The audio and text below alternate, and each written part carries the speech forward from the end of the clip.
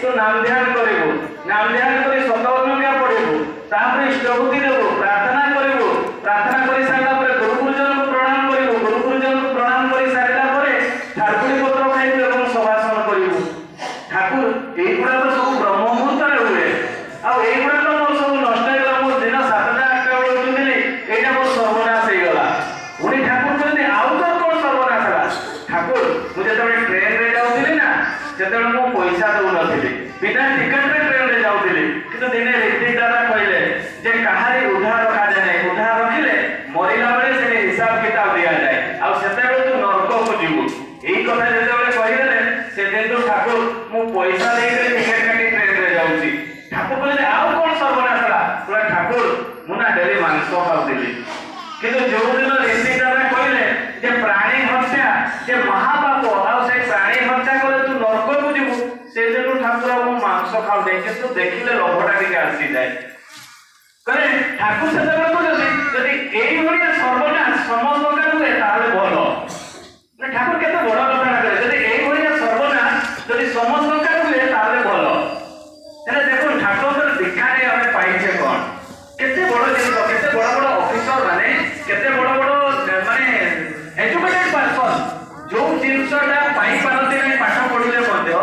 सेही जिनिसटा सत्संगी माने पढाले ठाकुर को जने परम भक्त जने बहुत बड़ जमीदारी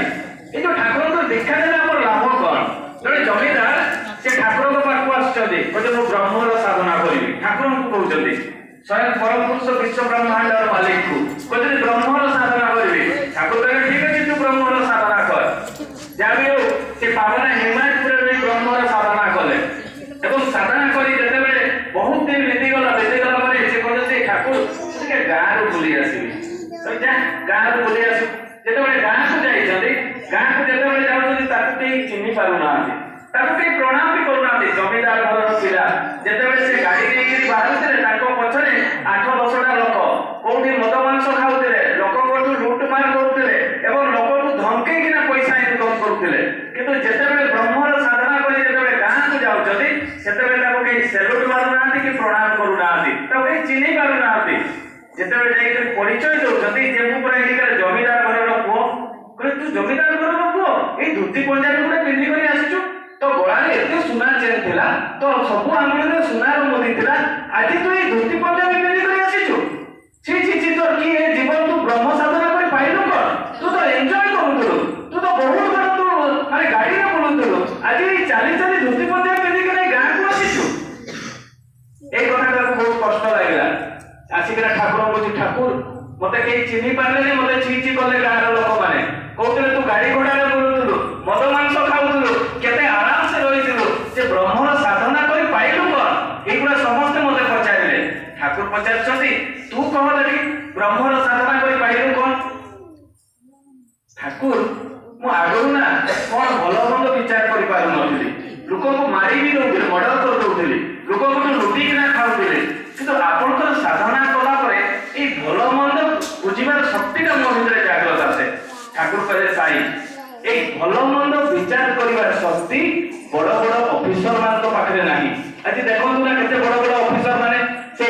गोली माटी रु करी सब खाई जाउछथि घुस खाई जाउछथि के लोक बिल्डिंग ऊपर बिल्डिंग केते एजुकेटेड पर्सन आमे कहू जने इंजीनियर अछि जने डॉक्टर अछि जने आईएएस ऑफिसर अछि ठाकुर केमिति डॉक्टर थिले ठाकुर को सेतेबे 500 टका फी दिया होला ठाकुर कुटे भी नउ नथिले आ आजि रो डॉक्टर मान को जदि देखा जाए ताने सामाने डरे डरे कि लोक मोटू पैसा होउछथि ताले ठाकुर केमिति लोकन को तैयारी करथिले अबे जे हम लंबुदर दादा को कथा कहबा से कोन पाइछथि ठाकुर को धरि से निजे ही उदाहरण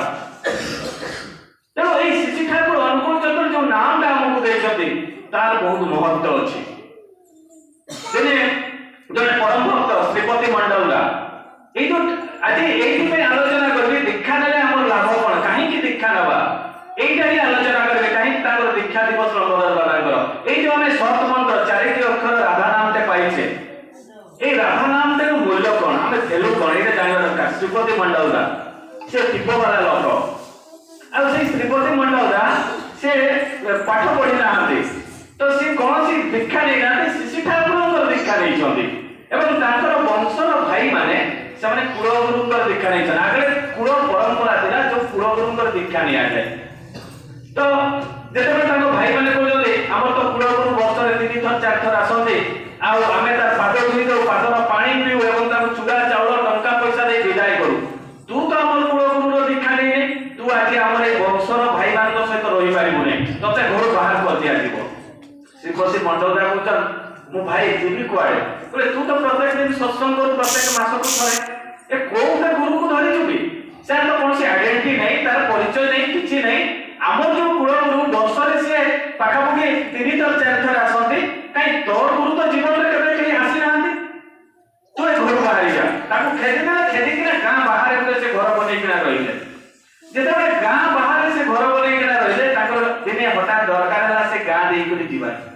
जेते रास्ता देई करी जाउचती ताकर बड़ भाई से देखा हे गला बड़ भाई से जेते देखा हे गला बड़ भाई कहउचती ए तते पर मना करा हैता तू ए रास्ता रे जीवने तो पई बाहर आमे घर बनै देलु गां बाहर तू सेठी रहिबु हमर मुख भी दर्शन करिबु नै आज हमर कुलगुरु आछथि आ तू ए रास्ता रे जाउछु तू गुडे हमर वंशर कलंक तू गुडे अपवित्र लपड़ा तो गुरु तो जीवन रे केबे भी तो घर को आसी नांती तू तो 3 वर्ष होलानी दीक्षा लेलनी प्रत्येक मास तू सत्संग करूछु कई तो गुरु तो आसंती नै हम गुरु आज आसी जदी देख तार हम पाद धोई के पादर पानी पीलु चूड़ा चाउल टंका पैसा दान करूछु कई तोर गुरु तो जीवन रे आसंती नै এই কথাটা শ্রীপতি মন্ডল তাଙ୍କ মুଣ୍ଡ ভিতরে পଶি গলা সত কথা তো মু তো 3 ବର୍ଷ होला দীক্ষা নেলি প্রত্যেক মাস সৎসঙ্গ କରୁଛି কাই ମୋ গুরু তো দিনে ବି ଆସିଲେ নাই सीधा ଚାଲିଲେ ଶ୍ରୀପତି ମଣ୍ଡଳ ପାବନା ହିମାୟତପୁର ଠାକୁରଙ୍କୁ এই କଥା ଜଣାଇଲେ ଯେତେବେଳେ ଯାଇକରି ପହଞ୍ଚୁଛନ୍ତି ଏତେ ଭିଡ଼ ଭିତରେ ନିବେଦନ କରି ପାରୁ ନାହାନ୍ତି सीधा चुप କରିକିନା ବସିଛନ୍ତି ଶ୍ରୀପତି ମଣ୍ଡଳ ଠାକୁରଙ୍କ ସାମ୍ନାରେ ଠାକୁର ତ ଅନ୍ତର୍ଯାମୀ ବିଶ୍ୱ ବ୍ରହ୍ମାଣ୍ଡ ମାଲିକ ଠାକୁର କହୁଛନ୍ତି ଏଇ ଶ୍ରୀପତି କଣ ହେଲା रे कहले ठाकुर मु तो प्रत्येक मास सत्संग करे आपण कहीं मो घर तो दिने भी आसी ना ठाकुर को दे शुक्रवार दिन सत्संग करते ना हां ठाकुर करते से बातासा भोग दे दिलु खजूरी भोग दे दिलु एवं ये दे दिलु पेड़ा दे दिलु मु खाई छी श्रीपति मंडल का आखि लुह गडी गला कहले ठाकुर एटा आपण केमिति जानिले तू परा मते भगवान बोली कहू मु कोन एटा जानि परबी नै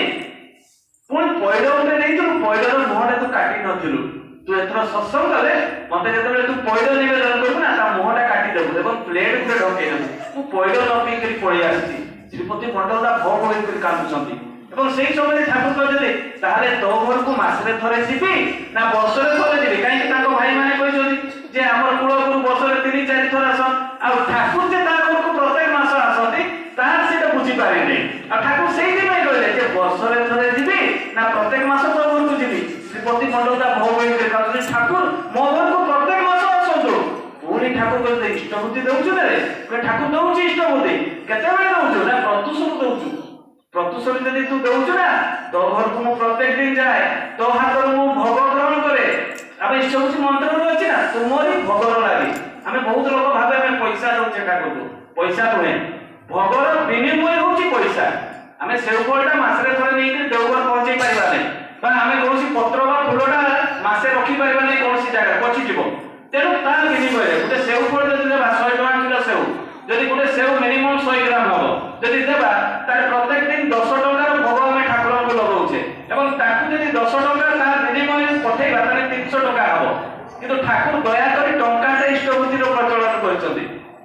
टंके रे की किनी हो किछि भी नै किंतु तापर भी दया करछन ठाकुर ठाकुर सेही समय कहले श्रीपति मंडल को तू जेते बेले मते भोग देउ ना निवेदन करू मु तो हाथ ग्रहण करे रे तते मु प्राण भरी कर देखे एवं तो छुआ पिला माने को मु देखे ताले तो घर को प्रत्येक दिन जीबी ना मासरे थरे जीबी ना वर्षरे थरे जीबी ठाकुर को जो चिठे श्रीपति मंडल से ठाकुर आपण प्रत्येक दिन मो घर को आसंतु पूरी श्रीपति मंडल को ठाकुर प्रश्न करछथि नामटा जप करूछु तो कहले ठाकुर मो नाम जप करूछि बेले बेले भूली जाए बोले जदि तू सदा सर्वदा नामटा जप करथबु ना तो सहित सदा सर्वदा पृथ्वी रे दुख विपत्ति ग्रह दोष सब समय मते सहाय हेबी ताले तो सहित सब बेले थिबी ना वर्षरे थरे तो घर को जीबी ठाकुर को से कांदी कांदी कहउछथि श्रीपति मंडल ठाकुर मो सहित आपण सदा सर्वदा थांतु ताले एति की काम हमें करूछे तो